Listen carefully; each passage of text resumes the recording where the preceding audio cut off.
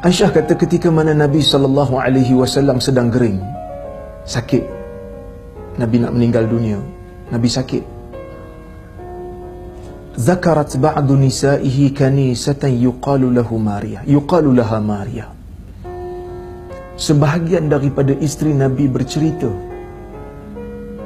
sama-sama mereka tentang satu gereja yang diberi nama Maria. Wa kanat Ummu Habibah wa Ummu Salamah atata ardal Habasyah, yang mana Ummu Habibah dan Ummu Salamah, daripada isteri Nabi yang ramai ni ada dua orang isteri, iaitu namanya Ummu Salamah dan Ummu Habibah.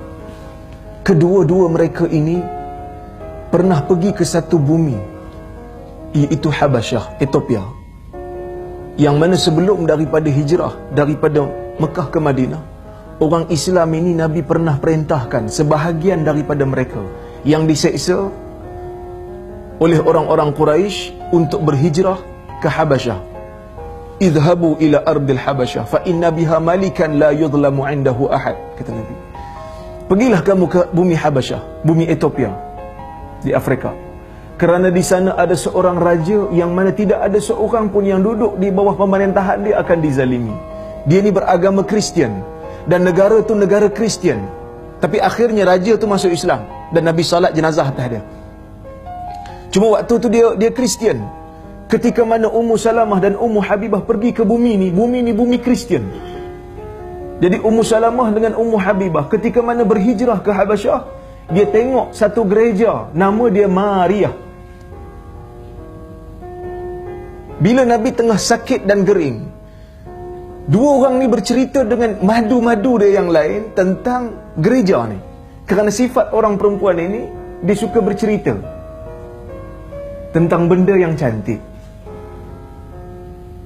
Kan? Biasa, isteri saya pun macam tu juga. Isteri tuan-tuan pun macam tu juga. Kan? Jadi saya sebelum kahwin dulu, saya tak tahu kan. Banyak rupanya orang perempuan ni dia ada komunikasi yang tidak bersuara. Lebih banyak daripada komunikasi dia bersuara. Orang perempuan dia tak pakai baju semalam datang kerja. Orang lelaki dia tak kisah. Semalam saya pakai apa, orang kawan lelaki tak perasan. Tapi orang perempuan kata, baju semalam ni kan. Lelaki kalau orang tanya dia pun baju semalam. Saya baju ni ada 5 pasang sama. Dia boleh cover lagi lah kan. Jadi Ummu Habibah dan Ummu Salamah bercerita dengan madu-madu dia. Fadzakarata min husniha wa tasawira fiha. Ummu Salamah dengan Ummu Habibah bercerita tentang tasawir husniha, kecantikan gereja itu, ukiran yang ada dalam gereja itu, wa tasawira fiha, dan patung-patung yang ada di dalam itu. Fasami'a an-nabiy sallallahu alaihi wasallam 'inda dhalik, dan Nabi mendengar ucapan istrinya ketika memuji gereja itu. Faqal, Nabi tengah sakit ni, Nabi kata, ulaika idza mata fihim rajul salih. Mereka itulah, yakni orang-orang apabila mati di kalangan mereka orang-orang salih, seorang lelaki yang salih, banau ala qabrihi masjidah, mereka akan bina di atas kuburnya masjid, tempat untuk ibadah. Ulaika syiraru khalqillah, itulah seburuk-buruk makhluk Allah. Tuan-tuan yang dirahmati Allah Subhanahu wa taala, hadis ini menunjukkan bagaimana ketegasan Nabi sallallahu alaihi wasallam dalam mempertahankan kesucian akidah umat Islam. Walaupun hadis ni bukan Ummu Salamah dengan Ummu Habibah nak suruh orang-orang yang berada dalam rumah itu untuk menjadi kafir. Dia hanya bercerita tentang kecantikan gereja. Dia cuma cerita tentang patung-patung yang ada dalam gereja tu. Dan Nabi pun masa tu tengah sakit, tengah gering, tengah nazak. Tapi oleh kerana isu akidah ini satu isu yang serius, maka Nabi terus sebut, mereka itu apabila ada orang-orang saleh mati di kalangan mereka, mereka bina di atas kuburnya masjid. Mereka bina di atas kubur tu masjid, tempat ibadah. maka mereka itu seburuk-buruk makhluk Allah. Kerana apa?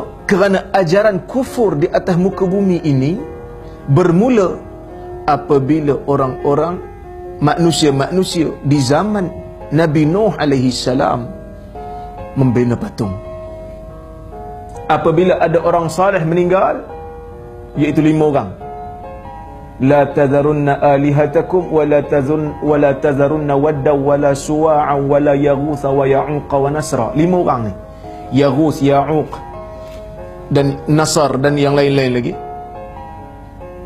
Wad. Semua ini orang saleh. Apabila mereka meninggal, orang-orang kampung dia yang belajar dengan orang saleh ini, ataupun yang mengambil semangat ibadah daripada orang saleh ini, rasa tak semangat nak ibadah, maka mereka mengukir patung sebagai simbolik, seolah-olah orang saleh ni masih ada, walaupun jasadnya tak ada, tapi tubuhnya masih ada, semangatnya masih ada pada kita. Maka mereka membina patung. Habis satu generasi dan patung tu akhirnya disembah. Itulah bermulanya ajaran kufur di atas muka bumi ini. Kemudian Allah menghantar Nabi Nuh alaihi salam untuk memperbetulkan balik akidah manusia supaya kembali kepada tauhid. Apabila kita berbicara tentang akidah Islam, akidah Islam, tuan-tuan, puan-puan, bukan hanya sekadar mengenal Tuhan. Akidah Islam bukan hanya sekadar kita mempercayai wujudnya Tuhan. Akidah Islam bukan kita hanya mengiktiraf Allah itu Tuhan. Itu bukan akidah Islam. Belum cukup. Kerana kalau mempercayai adanya Tuhan, percaya wujudnya Tuhan, iktiraf Allah itu sebagai Tuhan, belum jadi Muslim. Kerana orang-orang Quraisy juga percaya adanya Tuhan. Orang-orang Quraisy juga percaya Allah itu sebagai Tuhan.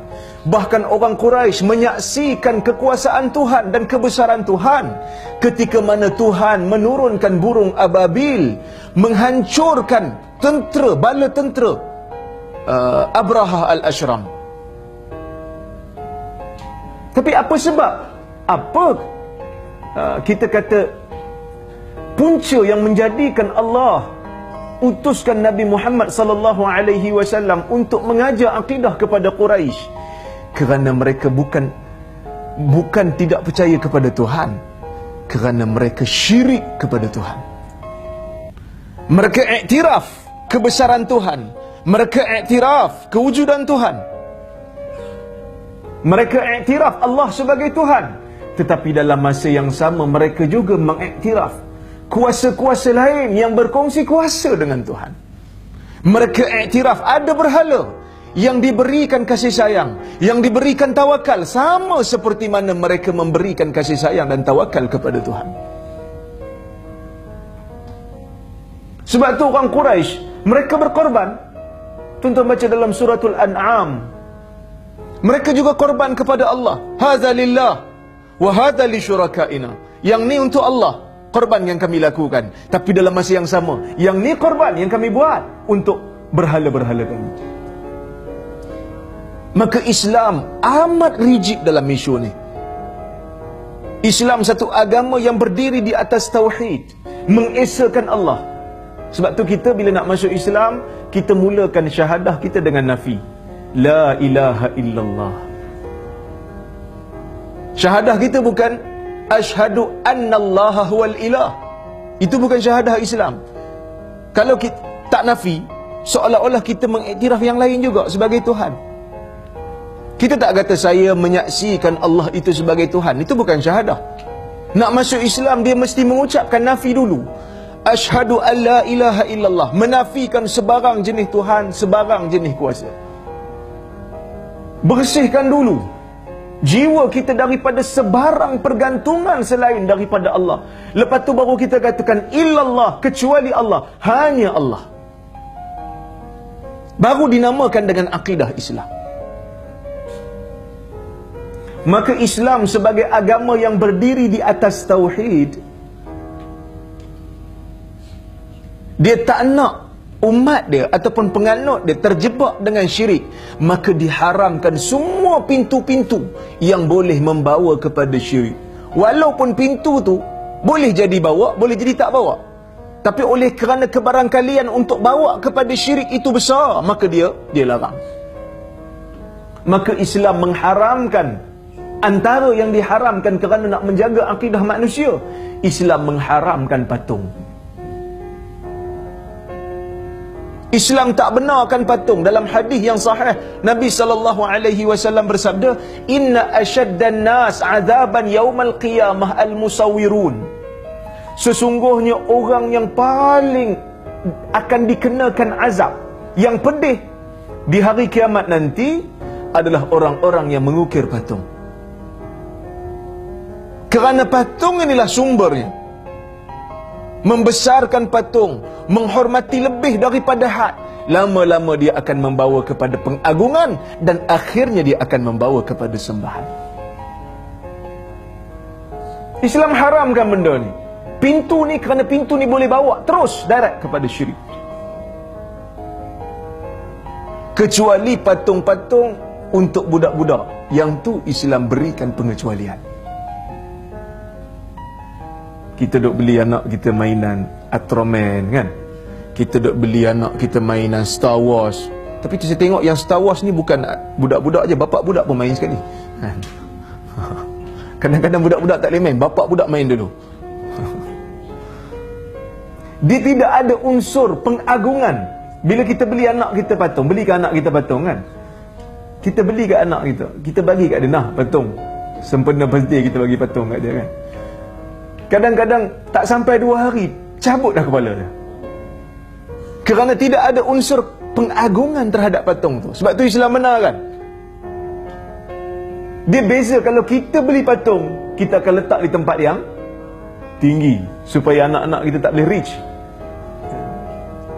Maka Islam tak benarkan benda ni, kerana ia adalah pintu. Kadang-kadang kita kata, saya memanglah saya tak sembah dia pun. Ya, mungkin kita tak, tapi generasi kita siapa tahu. Kerana orang Quraisy juga, dia sembah patung tu. Dia bukan sembah saja, dia minta supaya patung tu menyampaikan hajat mereka kepada Allah.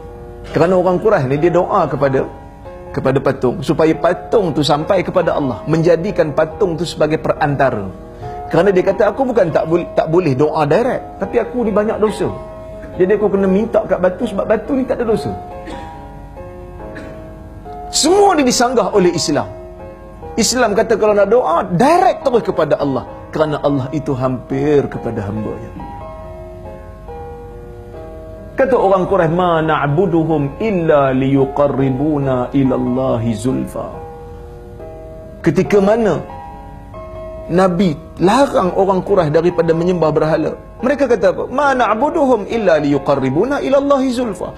Kami bukan sembah berhala tu sembah saja-saja, tapi kami sembah mereka melainkan, tidak lain tidak bukan, kami sembah mereka hanyalah untuk mendekatkan diri kami kepada Allah.